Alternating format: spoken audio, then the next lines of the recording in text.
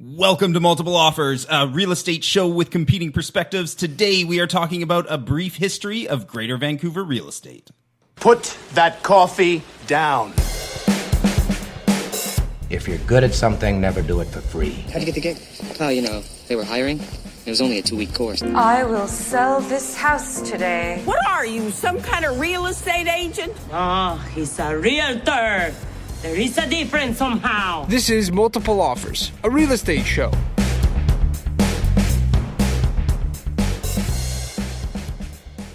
All right, guys, we are on episode 29.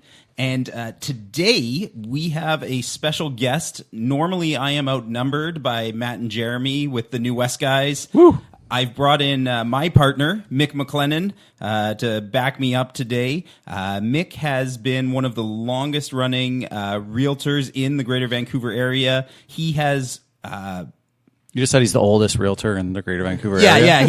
Yeah, he's the old. Well, he's actually qualified for the Medallion Club. There's only 4 agents who have qualified for Medallion in Greater Vancouver more times than Mick, and he also happens to be my dad. Mick, welcome to the show, or Dad, welcome to the show. All right, glad to be here. And if you're at all wondering how the team dynamics work, episode 18. Ooh, nice plug. Yeah. I was thinking about it the other day because we always put you on the spot about what episodes are like. What episode is this, Matt? What episode is that? And you always know.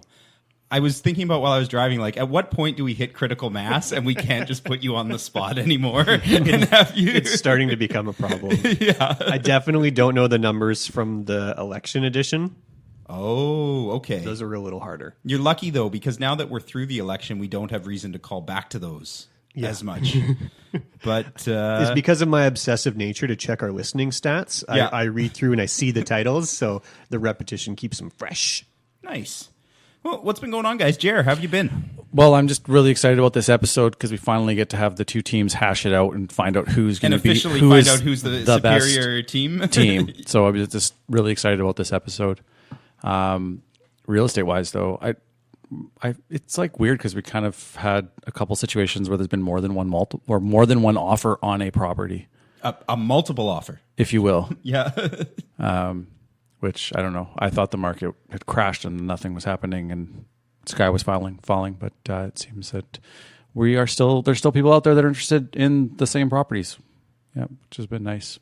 Yeah, I was on the losing end of one of those. So it's so nice for you, Jeremy. It's nice for someone. There can only be, I guess in real estate, there can be 2 winners. And you were the third. Everybody gets a ribbon. How about you, Matt? What's going on? I'm having a really strange experience today where in one of the buildings where we have a listing, we have an offer accepted. And the agent who we have the offer accepted with also has a listing in the building. Okay. But the agent keeps asking me questions about the building. Yeah. It's pretty weird.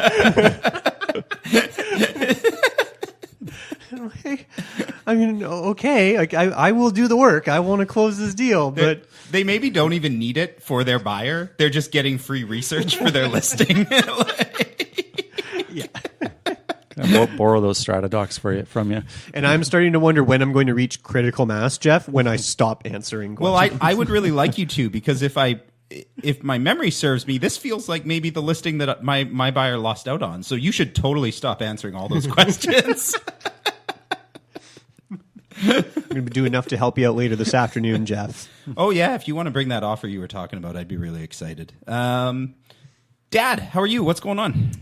Well, it's everything's going really well. I've got some quite a few things starting to cook. I've noticed more buyers are out there and they're seeing value because we have seen prices drop. It feels like it's maybe hit that point where the buyers are like for a while they were like, I'm just going to wait and see.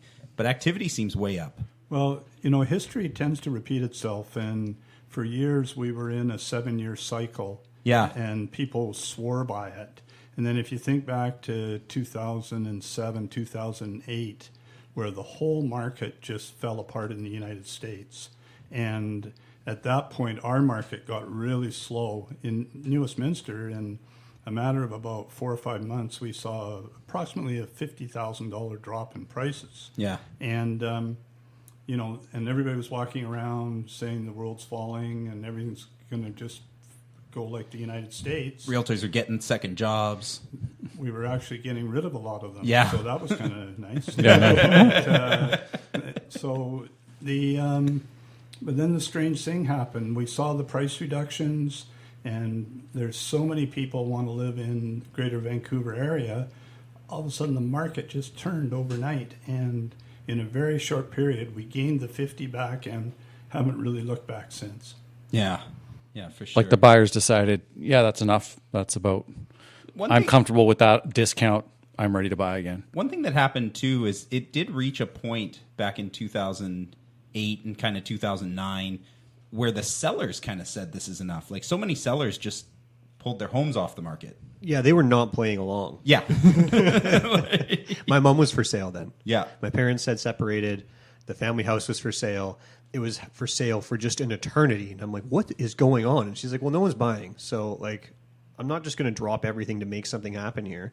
Right. They want to bring me the price I'm asking or somewhere around there. That's fine. But I'm not coming down to the market. I have no essential need to do this right now. And I felt like a lot of sellers just said, I got enough value in this. I can wait it out. Well, and that was the big difference between us and the States is we didn't have the debt that they had that caused their crisis. Yeah, our mortgages weren't structured in a way. There was no incentive for them to stay in that home. And so many of their sellers had to sell. Like, their mortgages were called. It wasn't a choice. They couldn't get the financing. Yeah. Well, it was actually people had already bought, and then they had these bubble mortgages, and they had these huge payments at the end that they just physically couldn't do. Mm-hmm. And the market just...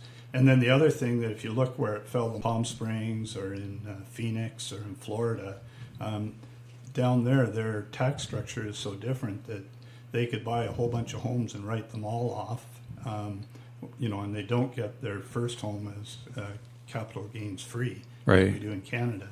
And so their investment homes, they just started to just bail on them, and that really just drove the market further down. So I had a little bit of bad news this week. I lost a buyer, which hasn't happened in a very long time. And I'd taken him out a bunch of times. We'd looked in Vancouver. We were starting to get ready to look in Port Moody. And he stopped returning my calls for a couple weeks. And he was a guy who was really getting back to me all the time. And I finally got a hold of him. And he's dating a realtor. Oh. And she gave him the ultimatum.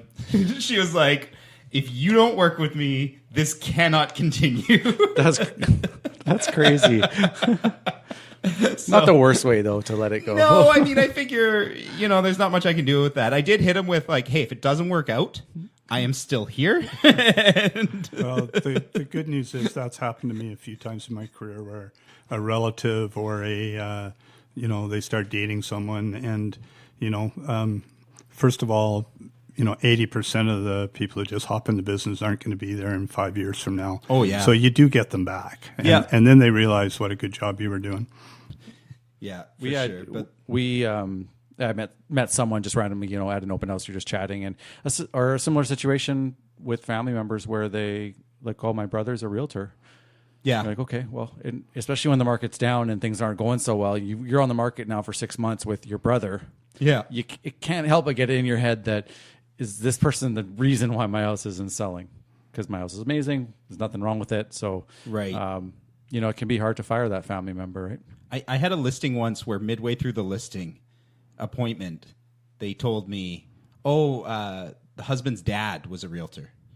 And I immediately stopped and I was like, why am I here? Because we need the price. Well, the wife was like, I hate him. Well, you can get it sometimes, too, where they're just calling in one expert, but they have no intention of hiring that person just to fact check the family member. Well, that was my fear, yeah. Right? As soon as they say that, the danger alert goes off in your brain, right? Yeah, and you're like, flag. am I just a price check? Yeah, right. For sure. You're not a price check. You're a price provider. Yeah. Yeah, very true. Yeah, so that's kind of all that's going on, I think, with us so far. Matt, do we have some news I've got this week? some news. I like the news today. Oh, let's get into it. I've just been handed an urgent and horrifying news story. And I need all of you to stop what you're doing and listen. I got a news flash for you, Walter Cronkite. I am enlightened. Do it live! I'll write it and we'll do it live! This is Multiple Offers, a real estate show.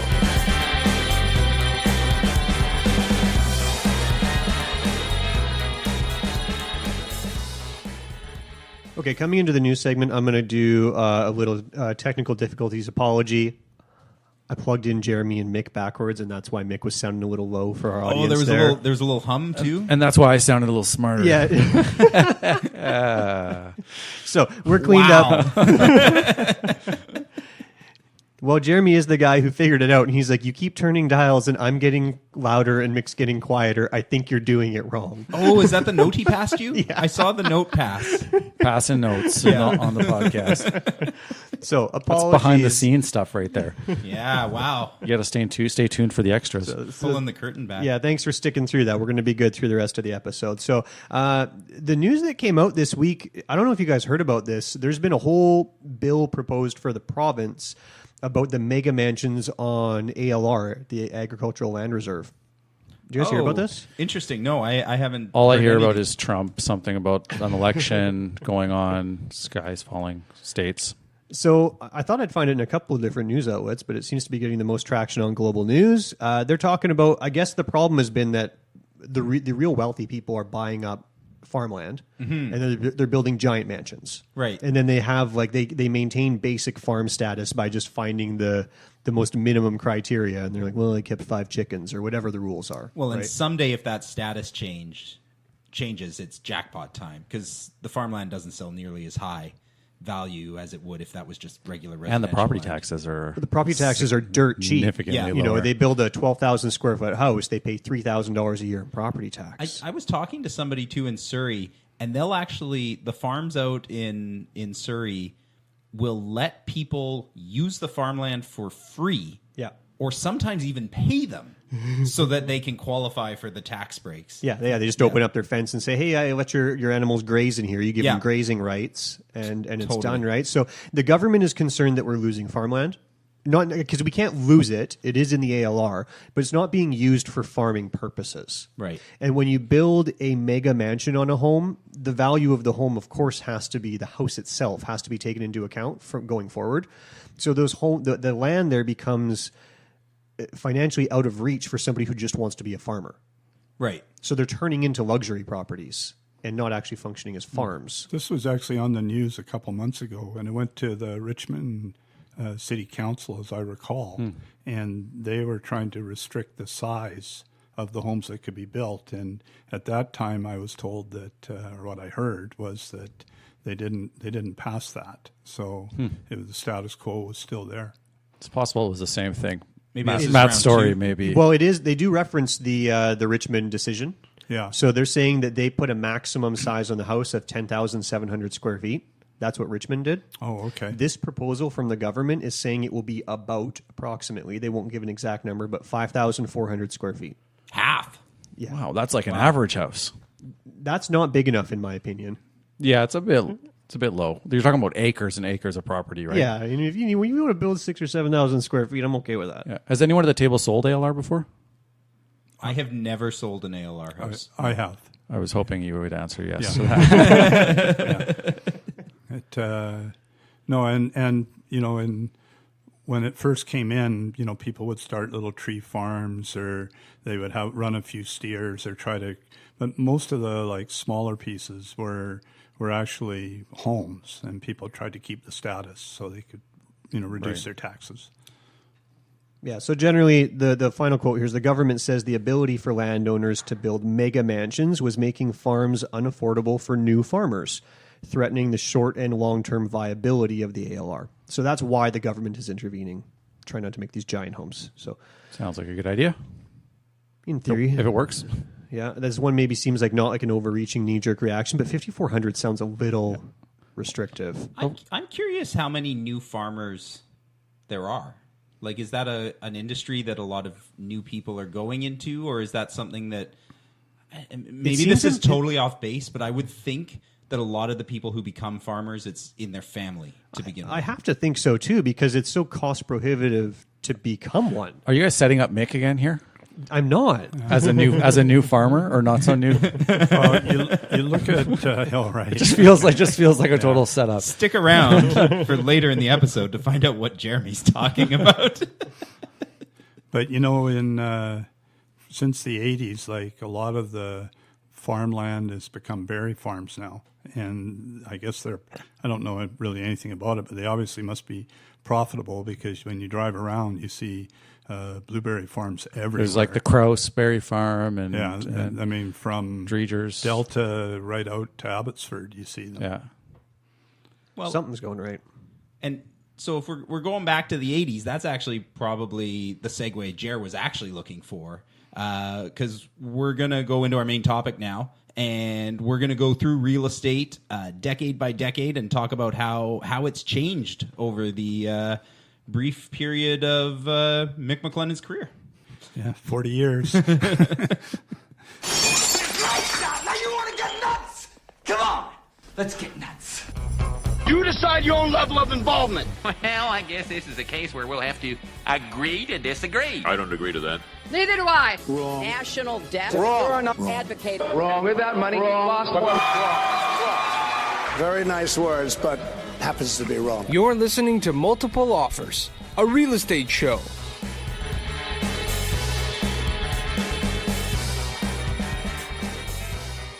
So we're going to talk about a brief history of Greater Vancouver real estate. Dad, what year did you start? 1977. 1977. Whoa, that was a long time ago. Yeah, most of you weren't born. None of us were born. So before we get into that, why don't we talk just really quickly about why did you get into real estate? Well, the main reason was I had a lot of respect for my father, and I was working for what was called the Keg and Cleaver back then, and working 7 days a week, and thought I was just the richest guy in town. This is the Keg. The Keg, yeah. And and if you can imagine it, the most expensive thing on the menu was $6 for their best steak. You get a $6 steak at the Keg? Yeah. Was this in New West? In New West, yeah. The one right down at the bottom of the hill there. Yeah. So I started there, and then one day he called me into his den, and he said, "It's time you got a real job." And I said, "Well, I got a real job, Dad." I don't know if you know this, but I work at the Keg. Did you? No. So I think just about everybody in New West worked there. But so anyway, that's why I got into real estate, and he had a friend who owned a small real estate company and said he'd hire me, and then it went from there. You didn't need licenses back then? Oh, no. You, what? Oh. Yeah. Walk into your local real estate office. No, the course was just about the same, except they didn't have the after training that they have today. And there were no courses for continuing education or anything like that. The good old days. Yeah. What was it like, though? You said your dad knew somebody with a real estate company and he brought you on. Was it hard to convince a brokerage to take you on? Like, was it because today brokerages fight to bring us in? They want the numbers. They want the head count. The big secret for anybody who's getting into real estate is you can work wherever you want. Yeah, they're not hiring you. People get really nervous, but really, you can go wherever you want, and as long as you can afford to pay the bill, and different companies have different levels of bills, but you're not going to get denied. Yeah. So did you have to earn your way in? Well, no, this fellow just hired me. And of course I was pretty naive about the whole business at that point. And I was the only salesman there. So I was you were the only realtor there? Yeah. Yeah. And he just kind of had a one person shop. Wait, this guy hired you to be the only realtor in his... So did they do other things? I don't know what he did. I'm sure today it'd probably be shut down. It sounds like a front. Yeah. I got this real estate brokerage. I really should. I'm not selling anything. I should probably get someone to sell something. So I worked there for about 6 months, and then just leading on to what you were saying about, I saw an ad in the paper, and in 6 months I didn't make one sale.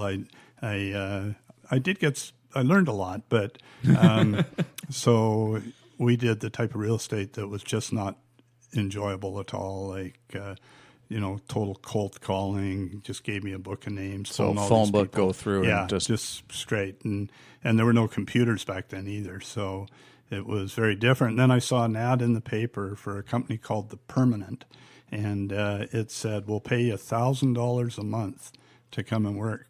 So I went in there and applied for the job, and I had all of my stuff because I didn't know they were actually trying to hire me. Right. And so when I went in, the fellow who interviewed me was very smooth and listened to all this. And then he said, "Well, if you're doing all this stuff," and then he worked it all out that if they paid me the $1,000 a month, that I'd be losing money. So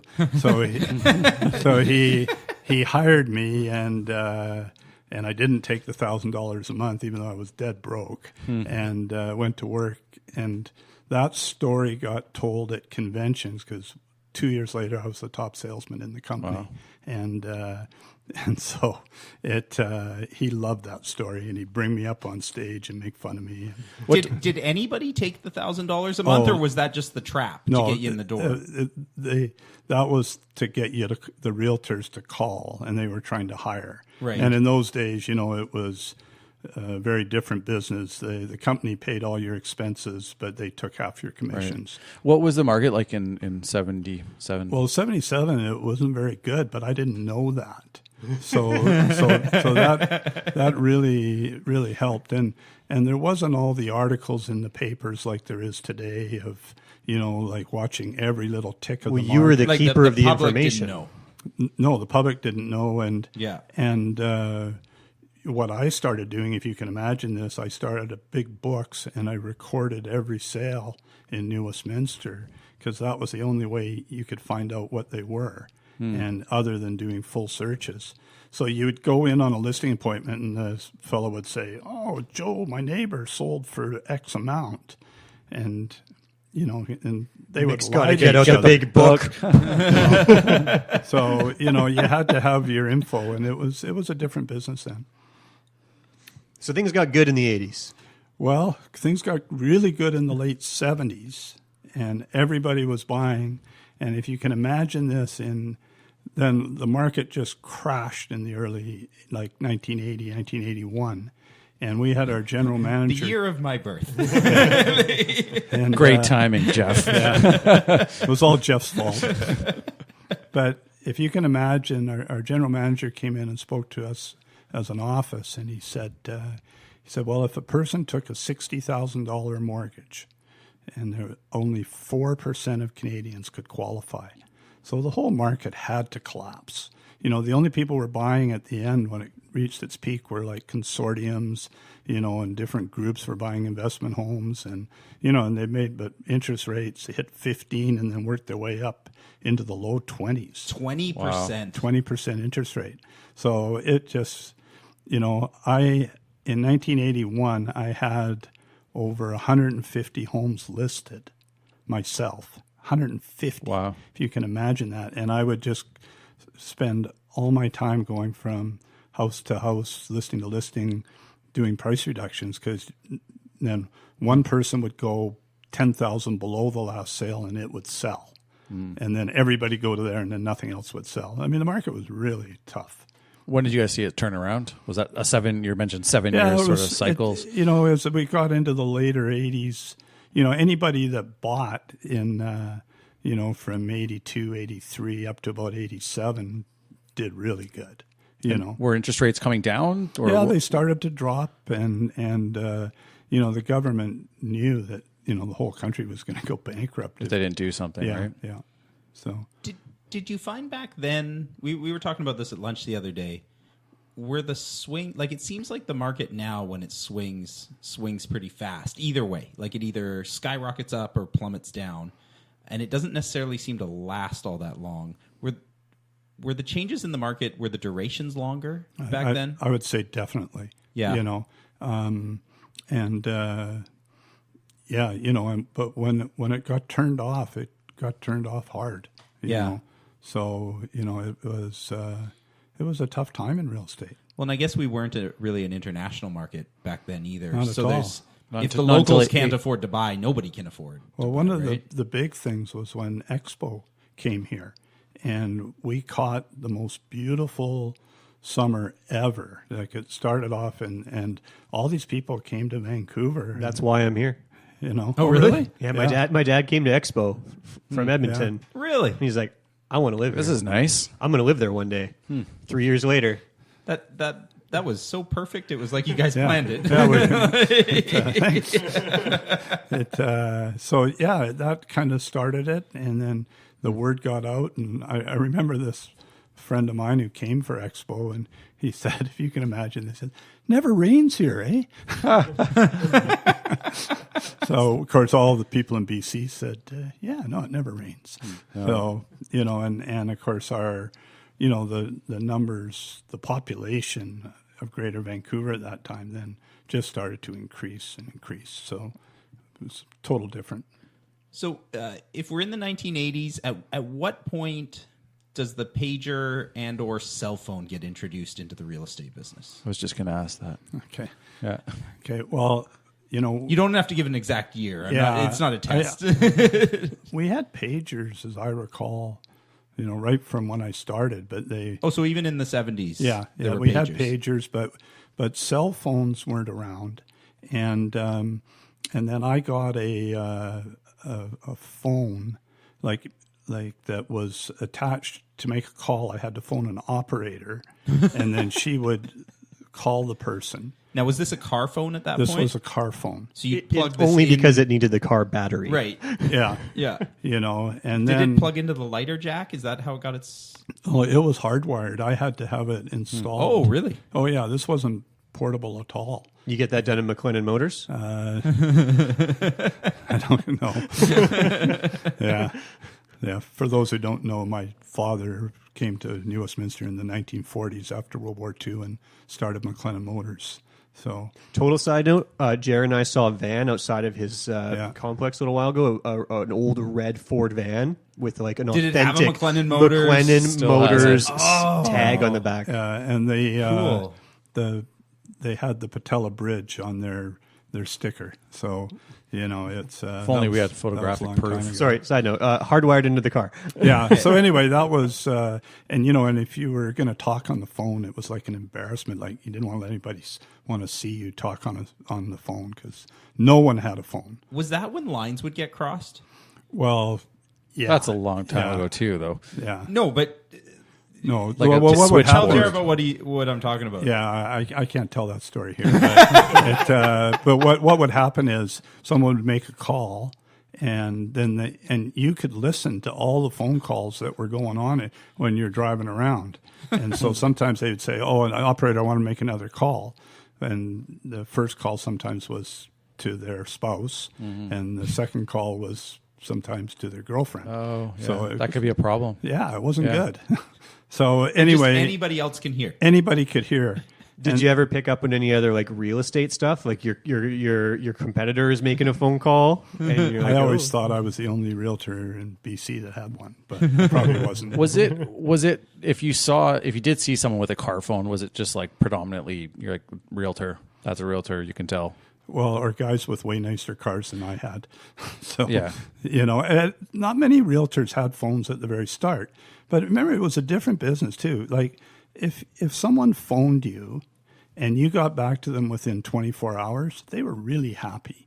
Now, if someone phones you and you don't get back to them within 5 minutes, they're like not happy. If it's like I was talking yesterday, if you don't get back to somebody in 24 hours, if they're calling to say like, "Hey Mick, I'm thinking to get my house on the market," or "Hey Mick, I saw a place that I like," if you call 24 hours later, they have a new realtor. Yeah. Like that's just it. They just moved on. Yeah. No, it was totally different than the expectations of getting back to people then. Of course, first of all, remember there wasn't any computers. There were and people, it was just totally different. And then the first cell phone I bought was called the Brick. It was the Zach Morris cell phone. Nice. Dad probably does not get that reference. No, I don't. But there was a show called Saved by the Bell Oh, yeah. Which I'm sure Matt and Jeremy watched as well. Yeah, I've been Zach Morris for Halloween. You could totally be Zach Morris. But anyway, Zach Morris on the show had your cell phone, that big gray brick with the giant thick antenna. And it was pretty cool on the show. Yeah. My mom had one of those. Yeah. And she had the most amazing cell phone experience because someone broke into our house and she walked into the house not knowing someone was there and then saw them like face to face. And she was like, holy shit. And so she runs out of the house, gets in her car, and she's got her giant brick cell phone in her car. One of the only people in town to have one. It was only because she was in emergency medicine. And dials 911 and is like in town on a car chase on her brick cell phone. It was like this amazing feat of technology. I totally thought that story was going to go that she threw the cell phone because I mean that thing was massive. That's what I thought. That's why we call it the brick. But if you can imagine, for those who are complaining when you pay $600, the first time when I bought it, and a buddy of mine, we bought two, and we paid $1,900. So and that's when houses were like $60,000. So you didn't even get access to all of human knowledge in the phone at that point. The only thing was though that particular phone had a stronger signal, and a lot of realtors, it's gotten better now, but they held on to them even though they were massive. So when the 90s hit, that's when my now retired partner Jerry Major started in the business, and when he first started, he said he didn't have a cell phone; he just had a pager. It wasn't a baller like Mick. Dad probably remembers when Jerry Major started. He must have been somewhere before he came to Advantage, but you would have known Jerry when he came. You would have been there already. Oh, I worked with Jerry for years. Yeah. So Jerry was social though, and so all I want to say about the pager is that when he was first working, he was a younger guy. Obviously, he started out younger and going out to parties and stuff. And he said his nickname with all of his friends was Jerry. Can I borrow your phone? Oh, because he'd just show up with his pager. He'd be like, "Hey guys, sorry I'm late. Can I borrow your phone?" And he'd just sit there and go through, get his pager out and go through using his friend's phone. So he refused to have a cell phone, but then would have to make calls use on everybody else. Well, I think at first he couldn't afford it. Oh, right? He wasn't a baller like Interesting. Mick here. He was he's just getting started. Yeah. So he had the pager, and just that's all he could do is he's running to pay phones, he's running to people's friends' houses. All he got was a phone number, so he just knew there was someone to call for something, and then had to. If you want to see a good movie that references kind of all this stuff, is Glenn Ross. Glenn, am I saying that right? Yeah, Glengarry. The running to pay phones, not quite the same situation as what we have here. Well, I had a question though about pagers. What was the expected turnaround time on? I just sent Mick a page. Is that 24 hours that you're going to call me back? Yeah, back then it was still, it was, if you got back within the day, people were fine. I mean, I always tried to get back to people right away, And would you use that? That would be on your business card. You'd have office number, pager number, or was that just for I think special? the pager was the office, wasn't it? Yeah. Didn't they call and they'd tell a receptionist, and then the receptionist would? I remember doing that as a kid. You would call that's correct. Yeah. They would. I want to talk to my dad. They would page you through the office, and it would go from there. But the big change was computers. When especially for actual realtors, because back in those days, most realtors would sell a house and not even keep track of who they had sold them to. It was just one deal at a time, kind of more like a car salesman. Yeah. And then it changed, where... so you're talking about with the database, not necessarily even the internet. The database, yeah. The houses are still in a book at this point. We've got tear-out sheets for each area, and then we would put them in little 3-ring binders. Each morning you'd come in and all the new listings would be there. And then, of course, no one was... Your buyers weren't getting notifications. So then you would phone them and say, "Oh, I've found 2 or 3 new listings," and try to get them out to see the places. So the new listings would show up. Yeah. So they came by area. So you probably had to be much more of an area specific realtor than a lot of agents are. Like today, most agents will work the whole Lower Mainland. Back then it was you just worked because. If you were a good realtor, then you got knowledge, and so when you went in on an appointment, you would know every sale. Where someone who was coming in from, say, Vancouver to pick it, they would have no way of finding out that information. So they didn't put out books full of sale prices? Not.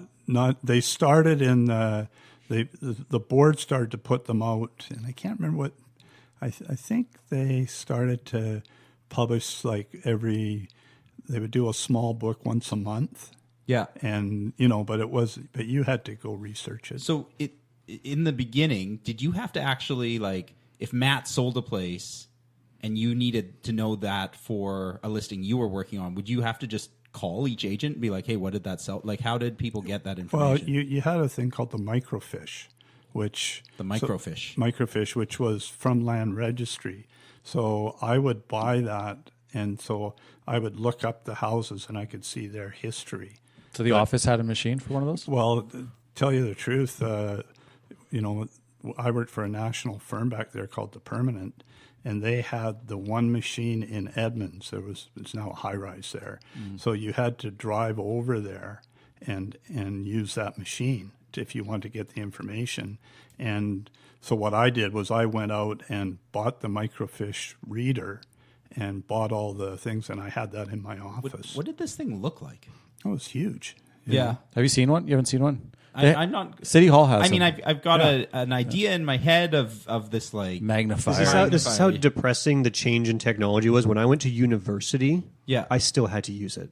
A microfiche. Just because archives a lot of times are just condensed. They're right? like, oh no, we don't have those old records from the 80s digital. So the only way you can read them is to look at them on microfiche. It was messed up. I'm really curious though, Mick, because you talked about how they came out with a book of sales, right? So now this information is getting a little more widely available. It used to be that you were the holder, the gatekeeper. You did a lot of volume, so you maybe knew more than others. Was that a scary thing in the business where you thought, oh my gosh, this is going to change everything? It still wasn't going out to the public back then, and that was, and I cannot remember when that changed, but, probably as computers came on board. Yeah. But you worked hard to get all those sales and record them and your own little database. Oh, for sure. Because that wouldn't show any exclusives or any, so, you couldn't just pull up the tax rolls and look through a block and find out. So it wasn't intimidating yet? No, not at all. What about when the 90s computers started to put MLS out there for the buyers to find properties themselves? Well, I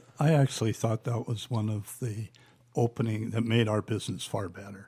It was a time where, like a lot of people think, oh, the real estate realtors are going to be a thing of the past. But boy, people want your advice, and so I've never felt that way. I like it that they've got more information and knowledge. So clearly you were the wise one of the bunch. Did you feel that a lot of your colleagues, though, felt that letting that information out to the public was going to erode their position? When I started and I started sending out letters to people, as a way. I didn't like cold calling, so I would send them a letter before I would, introducing myself. And some of these guys would yell at me, because I had a little typewriter and I was sending stuff out and then I was making too much noise. And, it was a different business. It was a very old person business. And where today, everybody got to the office in suit and ties and a jacket, and it was a different business then. And I think business has changed dramatically. Is there something when you look back on the business? Let's just pause going through the timeline for a second. When you look back at the beginning, is there anything that we've lost that you think is a shame? The parties. No, the business really changed. It was, the real estate industry used to just shut down in December.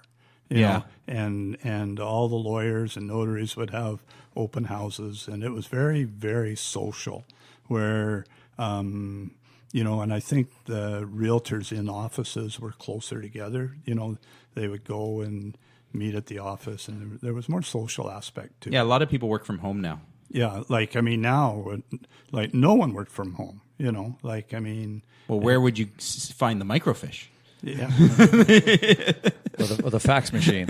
Well, and the like the realtor to realtor interoffice, courier and all that stuff. I couldn't believe they got rid of that. I love that. That was like our own little FedEx, basically. But for the general public, the changes were all positive, and I feel that even when you go in on an appointment, like sometimes you go in on an appointment and just to pick an old figure, say the house was worth, if you can imagine this, $70,000, and the owner would say, well, I think I should get 110. So, almost like just a crazy amount more, and it would have no chance of selling, and where in today's world, when you go in on a listing appointment, they've got a pretty good idea of value, of range. They want to know your marketing plan now. They want to know about how it's you're more gonna about how expose you're it. going to sell it rather than just, I know what this will sell for. Where before it was the only, it still comes down to this somewhat, but the public now is far more knowledgeable, and it's not just who says the highest price that gets the listing. I want to add that I think one thing we've really gotten away from that is a shame, and this is even since I started, is the art of sitting down at the table with clients. Now that we've got electronic signatures and we can email everything, there's a real lost art form. And when the market got crazy, you sometimes couldn't. Like, there wasn't time to get and sit down in person. But there's so much more that can be conveyed, and I think we're a lot more helpful to our clients when we're able to actually meet them in person and talk to them and figure out their needs. And there's just, it's totally a lost art, and presenting to other realtors. Well, it's a huge part of what you're doing for your client. And it, with agency now, we have to be so careful what we say and different things where, I remember, I've always thought one thing, that if the buyer's not happy and the seller's not happy, you're probably not going to make a sale. So, and in the old days, the two realtors after presenting the offer would come out and say, okay, like, where can we get this together? And a lot of negotiating went on between the realtors. And then, of course, both clients had to be happy, but you would make the sale, and both parties were happy, where today's world, there's very little of that. And I ask every time if I can present my offer, and especially in a multiple offer. Your show's called Multiple Offer. I want to show up and even have my client there, and if there are some changes, we can give an answer right away. And I think the sellers appreciate that. I was curious, you talked about how today, with all the information that's available, a seller has a good idea of what their home is worth. So you have to talk about a marketing plan. The expectations now, as they understand about price, they understand what should be done, or they have expectations for marketing now. There's a basic idea of professional photography, of floor plan is pretty much it's on 90% of listings now. What was it like when all of these expectations really ramped up in the last? It's only been like 5 years. Like, how did that feel? Yeah, that's changed as even you since transition? 2010. Yeah, well, I started in the business in 2010, and there's, I was taking we were taking our own pictures, we were measuring everything ourselves, and that was perfectly acceptable. And I was a little late to accept professional photography because I felt it was overstating the home. Right. It was a little too much, but once it became normal, it's like, well, now this is just normal, and people are learning how to translate these pictures. Well, I've actually had buyers get mad because the pictures are so good they don't look like the house. So Matt, what episode do we talk about that on? Oh, okay. Oh, shoot. Oh, did I? I think pretty sure that's episode 20. The magical art of real estate photography. There you with go. Daniel Dobson. That's one of our most listened to episodes, actually. There you go. Yeah. But like, you'll go in and the home will be absolutely gorgeous, for example. One of those just perfect houses. And the client will say, well, what do you think about staging? And I'll look around. The house is perfect, but obviously there's been another realtor there who's offered staging. And so, it's really just a way to try to get the listing, and sometimes it's just not needed, And oftentimes they're selling something that they're not even actually doing. Their idea of staging is getting a stager to come in and have a consultation, tell them where to put the bowl of apples. Yeah. Not actually providing furniture, which is the expensive part of staging. Well, and it's funny too, because, I was showing homes 2 days ago, and we walked into, out of the 5 listings we looked at, 3 were staged. And the buyers know. Like, they walk in, they go, oh, this place is staged. Oh, these guys must be really desperate. Like, because, you can tell. Was that when you were at our listing, Mick? Was this your tour on Sunday afternoon? No, yours isn't staged. Well, no, Depends which one. Yeah, the one the one we saw you at the open. That one, yeah. That was your listing. That one needs furniture, though, because otherwise it feels small. Yeah. Who staged that?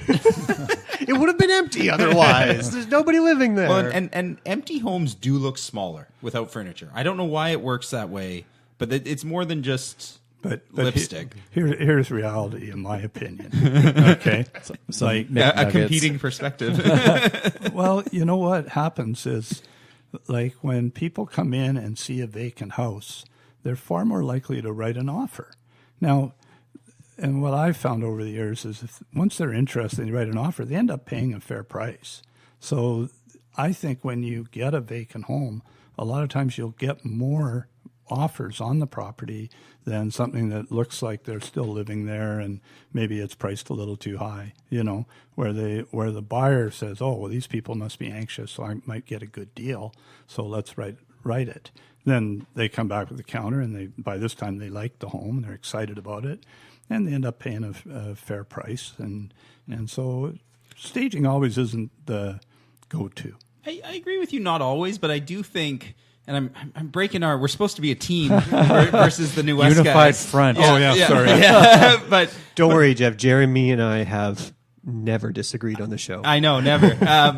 I do think, depending on layout, there's definitely times, especially in layouts that have maybe smaller bedrooms, where if there's no furniture in there, the buyer will walk in and be like, my bed won't fit here. It'll never fit in here. Yeah. And then if you at least have a bed in there, it doesn't have to be a fancy, crazy bed, but you have a bed of the right size. When they walk in, they're like, oh, okay, this works. Like, this makes sense. I mean, there's a lot of truth in that. Like, when you think of new home, like the show homes. Yeah. And they've got a bed in there, and instead of it a 6-foot bed, it's a 5'10" or 5'8" bed. They have them custom built. The bathroom looks amazing. There's nowhere to hang the towels, but it looks amazing. There's no door. Yeah. They take the doors off, So what do you think has been your greatest frustration then, as this has happened over the last 15 years? We've evolved to magazine style photography, staging, floor plans. Like, is there anything that sort of really grinds your gears? Makes I wish it was. Well,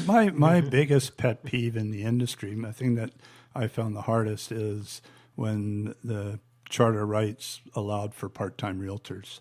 And I feel this is a disservice to the public. I'm trying to show a listing and they won't return my calls because they're putting out fires or driving a cab or doing things. So I believe that disclosure, we talk about disclosure at great lengths now, that it should have to be made to the public if you're not a full-time realtor. Yeah, if you can't return a call between 9 to 5, the seller should know that. They should still be allowed to hire you if they don't care, but because they're probably going to be your brother. So it, and then the place didn't sell. But that, I think that, that we need to be professional in our industry. We're doing all kinds of great things, like, in education and so. But we have a responsibility to the public to do a good job for them.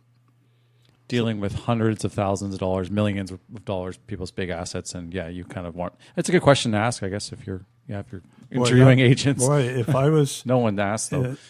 I think it should be a rule about the board, but they won't. They say it's unconstitutional. So, but if anybody's listening to this, that would be the first question I would ask, and the next question I'd ask too is, are you in Medallion Club? Because if you're not in Medallion Club, unless you're new, but if you're a full-time or a part-time realtor and you're not in Medallion, you're probably not working that hard, Which is interesting, because Medallion Club is actually the top 10% of the industry. But what I think a lot of people don't realize is there's a good chunk of realtors who sell no homes a year, 1 or 2 homes a year. There's a lot of people with their real estate license that really aren't working. So the stats get skewed a little bit. Yeah, for sure.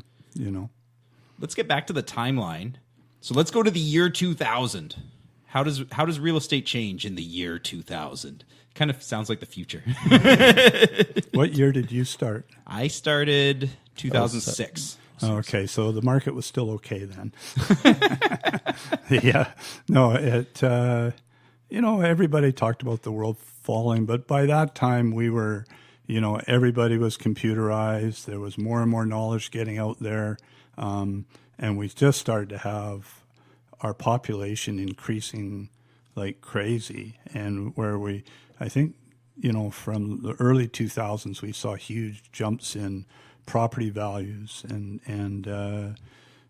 interest rates were dropping hard, and so it was actually a great time to be selling real estate. When did the ML Exchange, was that the first rendition of? That's what I had in 2008 when I started. But when was it officially the listings were put onto the computer? Well, I sat on, and I sat on a board the real estate board tried to develop their own program. And we came up, they tried to get realtors that were working, that were using it all the time to come up with a system. And I'm sorry, I don't remember the year, but they ended up not buying that and going to, a bot MLS. Yeah.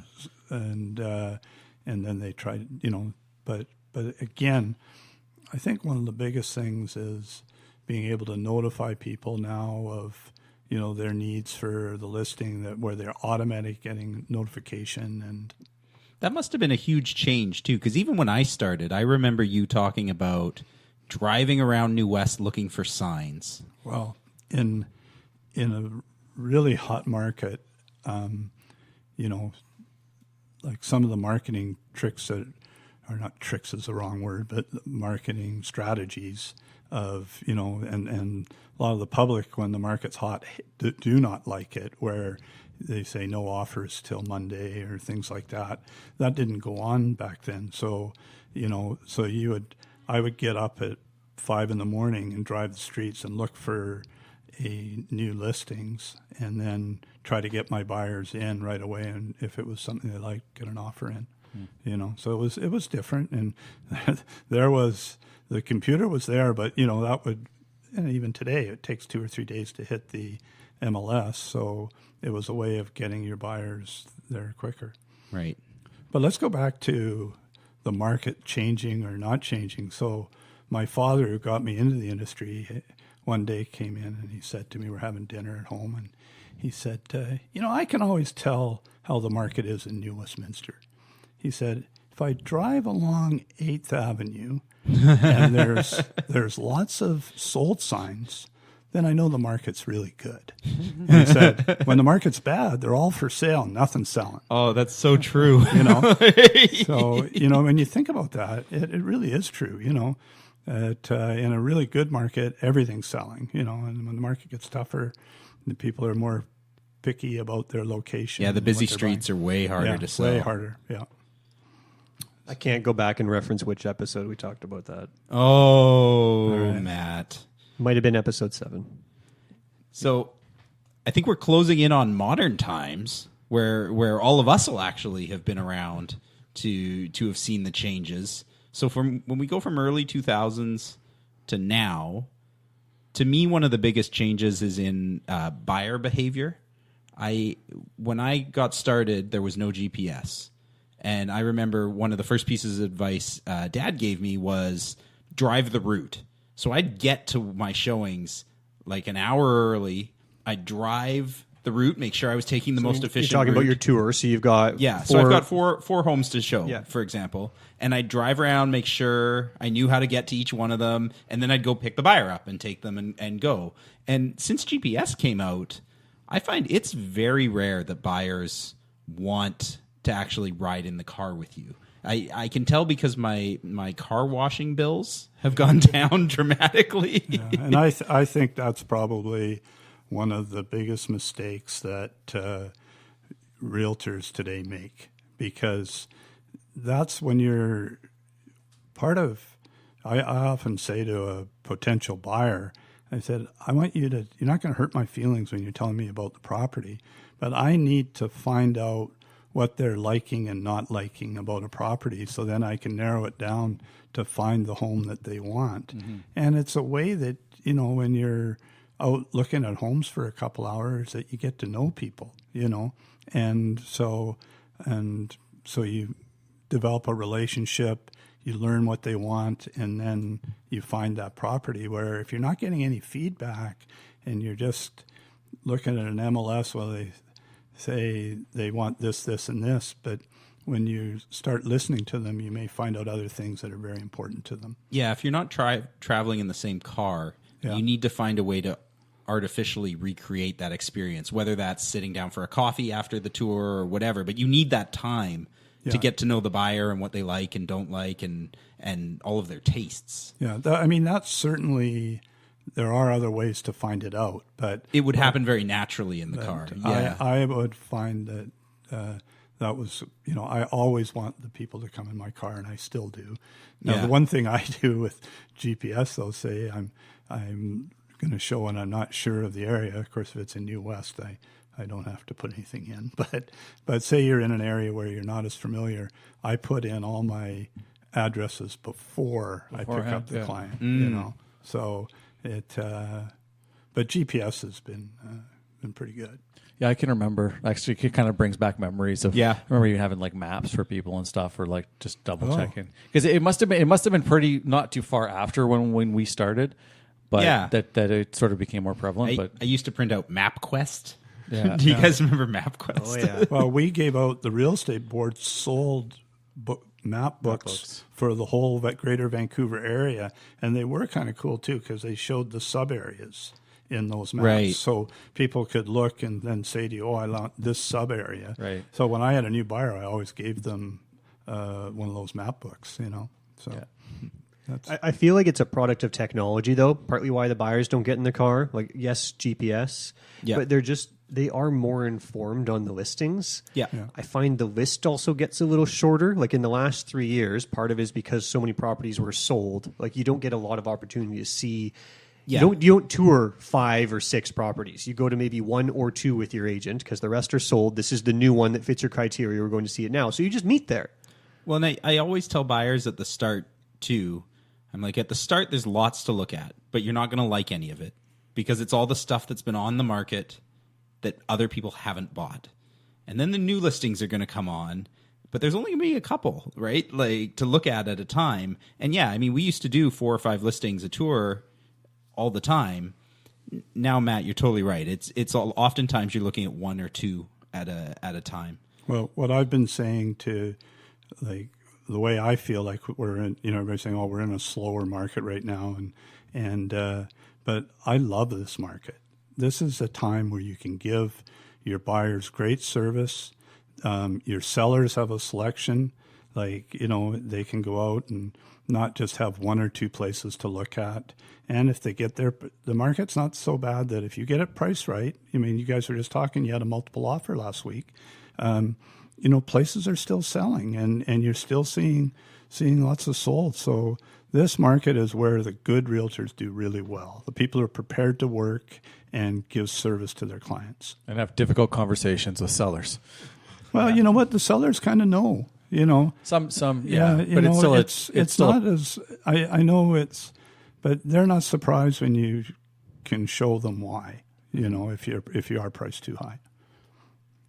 We talk about technology with GPS, and then we talked about Mick being face-to-face, presenting offers, negotiating offers. So the other element of technology that's been introduced, and it's new for all 4 of us. Like I was resistant to electronic email signatures at first because we all know the value of sitting face-to-face with people. Right. But there's also value in expediency and convenience, and sometimes the client just likes to say, just send it to me, I'll send it back. And for us, I mean, it's amazing. It's probably added 8 or 10 hours to each of our weeks. All of our wives really appreciate electronic signatures. It's been a long time since I've had to throw on a pair of slacks at 8 p.m. and run out to get an initial. Right. Yeah, and I remember this so well because, Geoff has developed into a fabulous realtor now. But How one did day you start? Well, sorry, we talked about that in episode 1. Actually, have you heard his first open house story? Yes, he told the story All right, on the show. Yeah, my phone rings. Dad, they want to write. His very first open. So anyway, but we were sitting natural from the start. Yeah. I thought, well, I trained him well. But I'll never forget, we were in the office and we were talking about electronics, and he did 2 price reductions that needed to be done. And I said, well, you should go over and see the people, because I believe in relationships and developing that. And Geoff turned to me and says, well, I already got them done, Dad. Like that would have taken me a whole day, and he was on to, doing other things that were worth doing. So, I mean, clients seem to really appreciate that, especially if they're traveling or if they're somewhere. And a lot of people still aren't used to it. They're in their pajamas, watching TV, take 2 seconds, pull out your phone. Especially if there's like an error or something, which happens, or just you miss something. You could drive all the way home like, crap. Jeremy, I've got a pro tip for you, because Matt keeps mentioning technology that he's resistant to. Yeah. And my partner, Mick McLennan, is often resistant to new technology as well.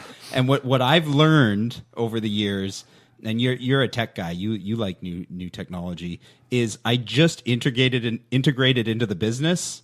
And then when clients start liking it, Dad has to learn. It's my mood. Like, I just, at the start, I'd tell Dad about stuff, and he'd be like, I don't know. And I've learned now just to start doing it, and then he has to. We kind of had that with the boxes. We rent people boxes, like these hard shell, really nice cases that make moving so much easier. And Debbie our assistant, was talking to us about it. Like, oh yeah, we paid the invoice for the boxes or whatever. And Matt's like, what boxes? Now everyone just expects them. Oh yeah, we pay for boxes. But you know what's really funny, because it goes full circle, but I was like leading edge for technology back in the 70s and early 80s. Yeah, you had a $10,000 phone. Well, and we brought in, it took a whole room, and we had a computer. No, but it wasn't really a computer. It punched out letters, and we would enter on cards all the addresses in the area, and then it would just start spitting out letters, and they were, what did they call label it? maker. No, but they had label maker, but they had the little dots to Braille. Yeah, Braille. That's it. The Dewey Decimal System. Anyway, it might be. but I remember being called in on a listing appointment, and the poor fellow was in the hospital, and his son was there, and he said, "I want to list my house with Mick McLennan here," and he's got my letter. And I've never met him before. Now, no one sent out letters back then. And his son said, "Dad, that's just from the machine spit that out. He doesn't know who you are. He sent me a personal letter. I'm going to list with him." So, so I was ahead of the curve back then, and it just blew right by me. But we're now, talking dot matrix. Sorry, dot it just matrix. came to me. Thank you. That's what it was. But now when I'm on an appointment, I say, just to show that we're the best team here, it's on, that I have the old school relationships with people, and my son's just killer on all the tech stuff. So we work together, and you get the best of both worlds. Well, my love of real estate, not real estate, all technology, definitely comes from, like, when I was a kid, you would be so excited when you came home with some new gadget. Yeah. And, like, I've totally got that from you, of like, oh man, there's something new. Oh man, it's so fun. Yeah. I feel like I could be the Mick of the relationship, though, because I'm kind of getting tired of technology. Hate social media. Well, you're a strange duck, because you don't like technology that other people tell you about, but you really like to be on the inside and tell people. Like, if you've got, like, for what? Name one instance. Well, for a while there, anything Apple that was new, you were really like the Apple bandwagon. You need to know how this works. You need to know. I was the one, because I used an Apple. People were like, "Oh, if you got an Apple question, you got to ask Jared." No, but you I didn't were like know on Apple forums, and you were like hardcore for. I think the trick is it's not technology. I think you just really like having a little inside info just in general. Just a little bit. Yeah.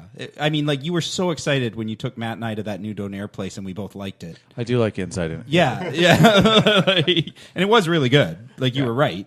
But now I hate Apple and Android equally. Okay, so you're just old and grumpy. Exactly. Okay. So I'm the Mick. There you go. This is what I like about having Mick on the show, though, is you've gone through a lot of changes. You've had some real wisdom in it when the MLS system comes out and people are up in arms. It says, no, you're taking the power away from the realtors. And you're like, no, this is a good thing for the public. It gives them information. And you accept technology, you accept new ways of doing it. So the next evolution of real estate looks like sometime in the next 5 to 10 years, sales information is going to become public. Yeah, it's already happening in Toronto. Right. All of the sales data that some people interpret is what makes us important. Right. So in the wisdom of Mick, when we start putting that out there and say, okay, now the public has access to all the MLS listings and they know the sale prices, they still need us.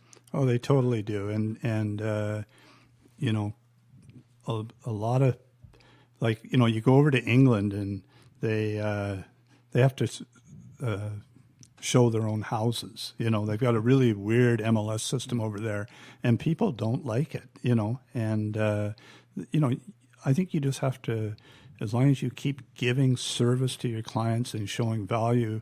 You know, it's like yesterday I was on a listing appointment, and there's an apartment next door that might go multifamily, and he said, well, I'll go into the city hall and find out about that. And I said, no. I said, I'll do that for you. I said, I know kind of a little better what questions to ask. And so I went in, found out all the information, and now, so that's a service to my client, you know. I feel in some ways this actually could turn us back into more needing of area specialist buyers, consumers looking for the guy in the area, because now they have so much information. It is some of those little minute things, little details that the insider knowledge they won't that know. Jared loves to have. Well, like maybe Mick's book about sales now is Mick's book of, I know that this building needs its roof. You know, we already do this for buildings around town. Yes, but this isn't going to be on your Zillow or Zolo. What is it? Well, there's Zillow and there's Zolo.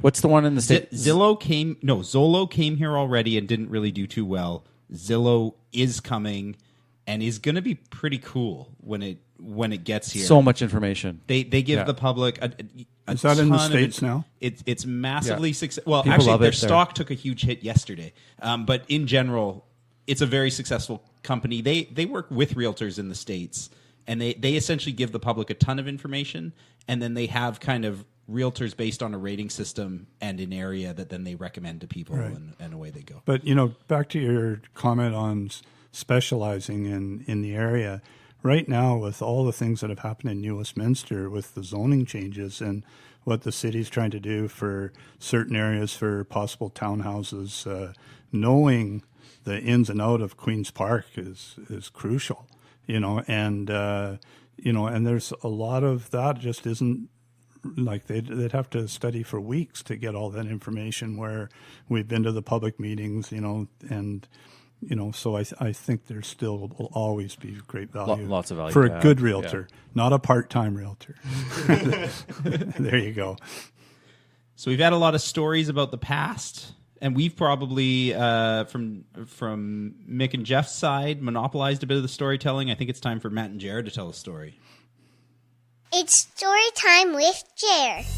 Great story. Compelling and rich. It's not always my story? No, it's not always your story. What if Matt has an awesome story to tell? Well, he can tell it to me or write it down and I will paraphrase. This is Multiple Offers, a real estate show.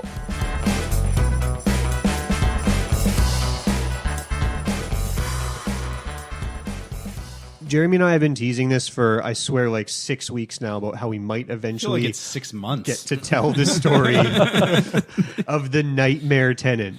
And the reason why it's an important story to tell is because so often we get clients who say, hey, does this allow rentals here? I think I might want to bring in a tenant one day. Hey, I think I want to get a rental property. It's like, have you ever had one?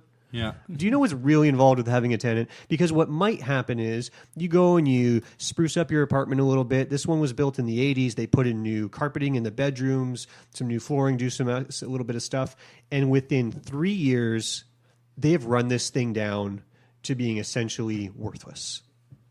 Like every finishing piece inside of the home, and they've got a $750 damage Was this deposit. an updated home, or was it kind of original? It was half and half. Like we're going to rent it out, so we'll fix some things around the place, maybe throw in some laminate flooring, new carpet, But not super high paint. end. Correct. But, right. Yeah. So we've got that part. The damage is done. You know, you can go and you can make your attempts to pursue that in small claims court and get some money back.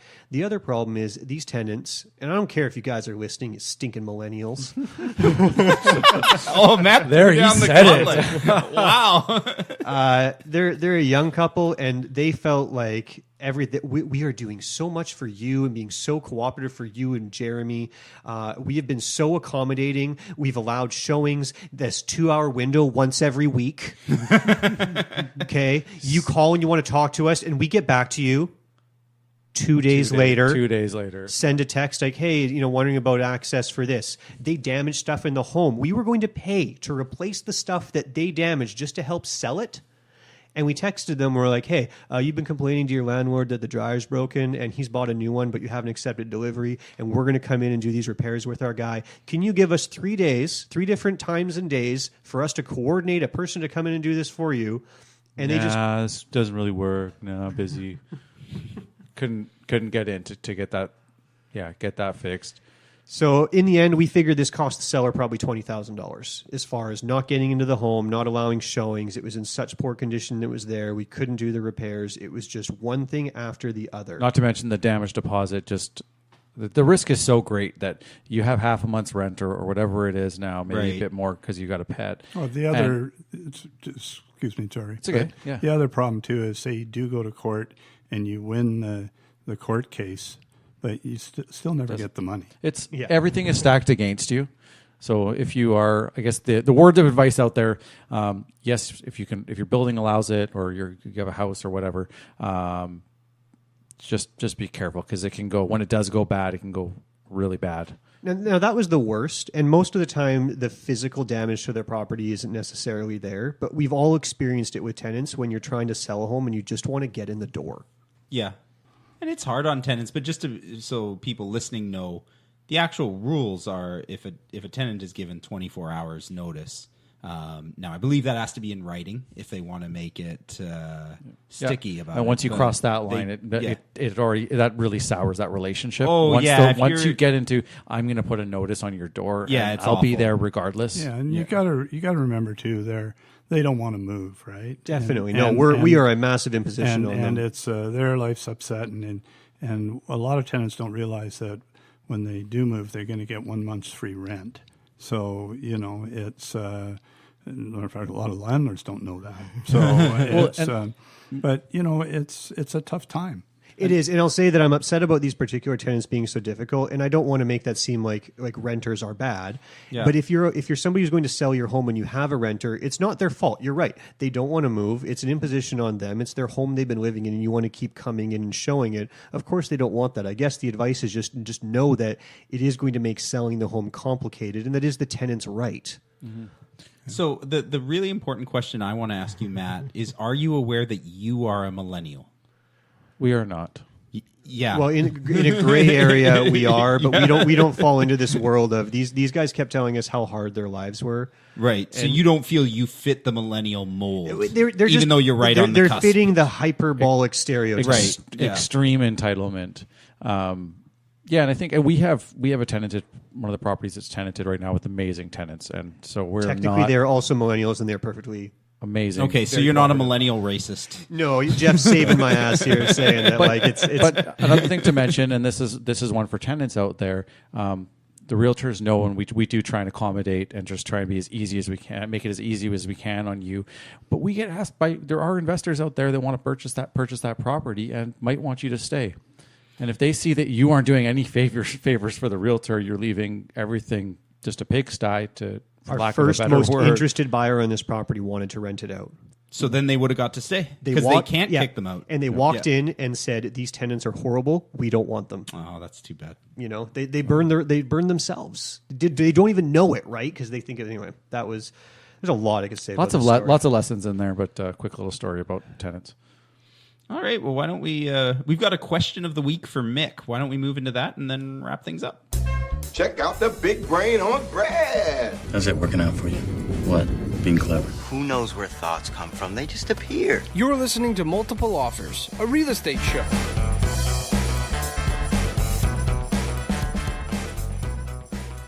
All right, I have a two-part question from a Mr. Keith Setter, who is a friend of the show, long-time listener. Longtime friend of Dad's and the manager over at... Now, I get it. There's Little Oak and there's Treeland. They're both in Langley. He's Treeland? Treeland. Yeah. Okay, so he's the manager Remax at Remax Treeland.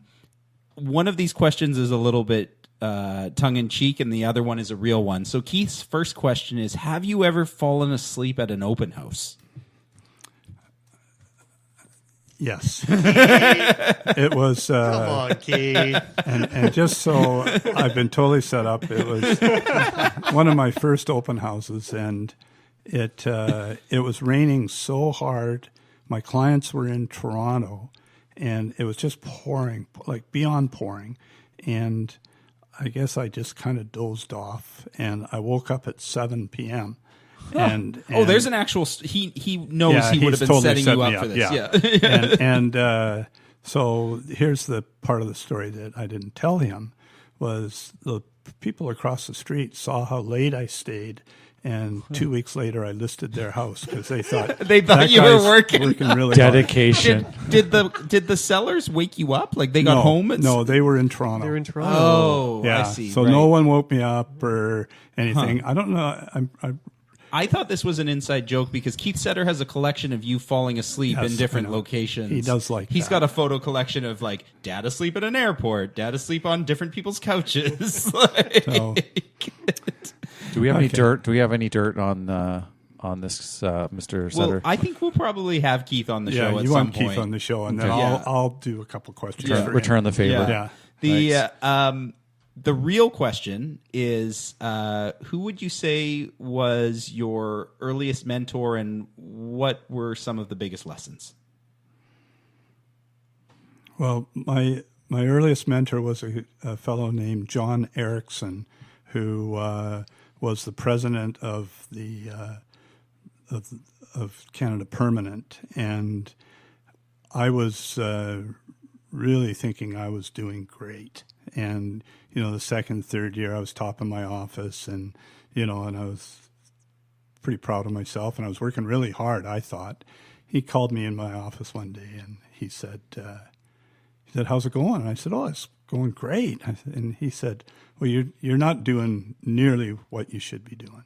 He said, with your ability, you should be there. And he challenged me, and that was a really good thing. There are some similar themes with this answer to your talk with your dad.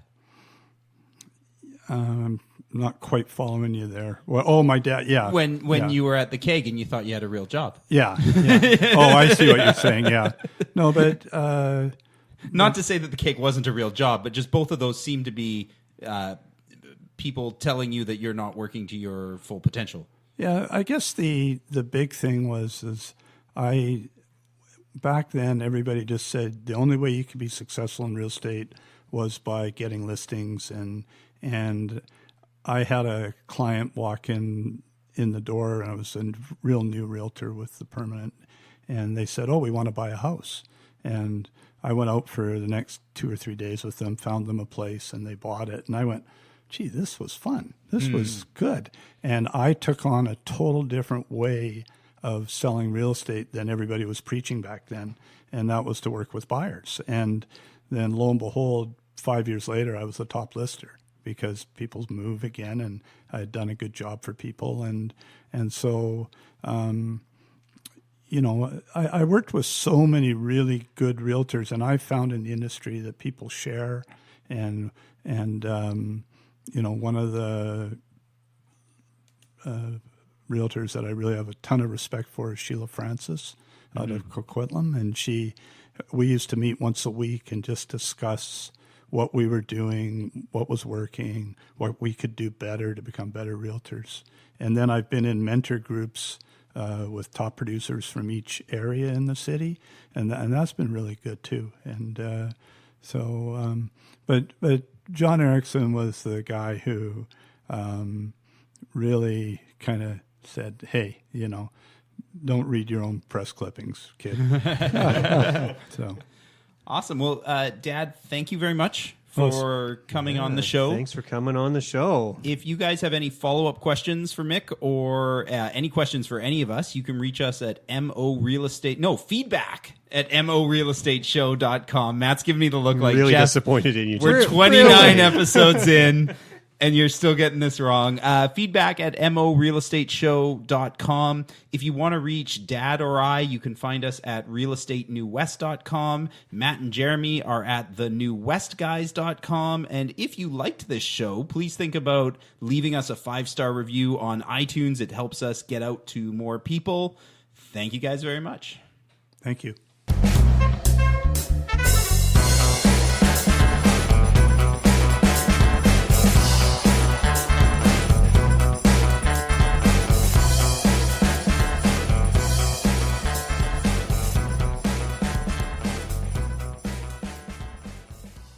So welcome to Mick's Gardening Tips here. We've got a guest on the show, one of New Westminster's most celebrated gardeners. Is this your NPR voice? No, that's this voice if we're going to do that one. So, Mick, why don't you tell us what are you growing right now? Well, right now of course it's November, so I've become a YouTube junkie, and as you found out on the show, I'm not that techie, so I only discovered YouTube about 8 months ago. It's amazing, and it's pretty cool. I can change wipers in my car now, and he's seen all the cute cats. I do all that so many cats. But now I'm into total composting and developing the soil, and I've got all these winter vegetables growing, and I haven't bought any produce since about May. Wow. And it's been really cool. And I'll tell you, anybody who hasn't had a garden and grows some vegetables, the taste is unbelievable. For sure. I really like it. So I've built little kind of tunnel... hoop tunnels. Hoop tunnels. Yeah, I've heard of these hoop tunnels. So I've got all my... kale and lettuce and spinach and are you just taking a piece of plastic and over the into two PVC and did it on raised bed. Keeps the frost. Yeah. I have a question though. For you haven't bought since May. Are you like things like root veg, onions? Have you got all those? Are you cellaring? Are they like cellaring them? What are you doing with them? I love giving. Well, ask my son. I'll just open the door and there'll just be a bag of vegetables. Like nobody even knocked or there. And we go in through the garage, so we could miss those for a while. I do call your lovely wife and tell her they're there. But hey, I left some raccoon bait on the front porch. Yeah. No, but it's really neat. And then my lovely wife, I started by getting into vermiculture, which is you have worms, red wigglers, and are these special worms different than the ones in the soil that we have here? Very different. So they're composting worms, and then you take their stuff and put it in your garden, and it's better than any fertilizer you can ever buy. Did you have to import these special worms? You can, if you go on the YouTube city website. No, there's guys who sell them in Vancouver. Are you breeding them out of a van? Yeah. Well, they just breed themselves. They okay. You just feed them all your leftover vegetables, and it's great for reducing the composting and putting stuff into. If you had, could you put these worms? You just put them in your compost bin, or? Well, I'm doing that too now.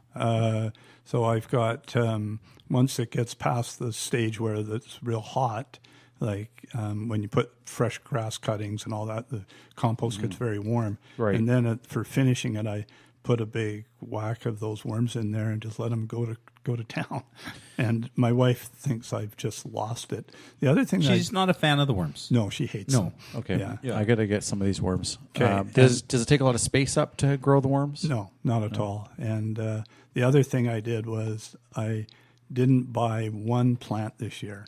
I grew everything from seed, so which is Monsanto if they're listening right now. So that's kind of fun, and And so it looks a little like a grow up in my basement. But How many lights do you at right now for the tomatoes? I've got 4 grow lights. Yeah, hydroponic setups. No, I haven't done that. We talked about that on the show before, didn't we? Have you No, seen? that was in the grow up episode. Have you seen? I don't know what they're called, but there's these full cycle gardens where you have an aquarium with carp or some sort of fish, and the plants, and the fish are fertilizing. Yeah, I've seen that. It's crazy. It's crazy. Yeah. Fully self-contained little. Yeah. Sorry, that's prepper stuff, Jer.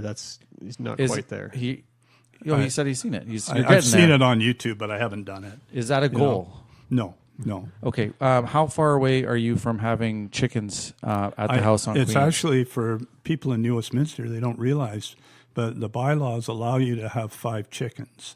And when I had a hobby farm in Langley in the late 70s, and I had about 50 chickens then. And so I really liked it when I had chickens. I mentioned it briefly to my lovely wife that I wanted to get chickens. Just in passing. Well, I can use the fertilizer, fresh eggs. It's so going to be efficient. great. Yeah. And she said she'd leave me. That's too bad. Yeah.